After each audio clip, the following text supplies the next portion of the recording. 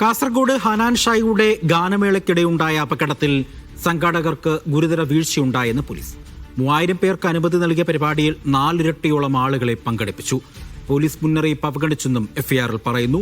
തിരിച്ചറിഞ്ഞ 5 പേർക്ക് പുറമെ കണ്ടാലറിയാവുന്ന മറ്റു സംഘാടകർക്കുമെതിരെയും പോലീസ് കേസെടുത്തു. സംഘാടകരായ ഷസാൻ തൊട്ടാൻ, നവാലുർ റഹ്മാൻ, ഹാരിസ് അബൂബക്കർ, ഖലിദ് എം, ജുബൈർ എന്നിവർക്കും കണ്ടാലറിയാവുന്ന മറ്റു സംഘാടകർക്കെതിരെയുമാണ് കേസെടുത്തത്. 3000 പേർക്ക് അനുമതി നൽകിയ പരിപാടിയിൽ 4 ഇരട്ടിയോളം ആളുകളെ പങ്കെടുപ്പിച്ചു.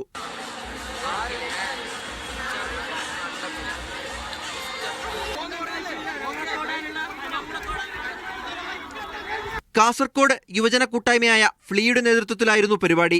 അനുവദിച്ചതിലും കൂടുതൽ ആളുകൾ പങ്കെടുത്താൽ തിക്കിലും തിരക്കിലും പെട്ട് ആളപായം വരെ സംഭവിക്കാൻ സാധ്യതയുണ്ടെന്ന് സംഘാടകരെ അറിയിച്ചിരുന്നു.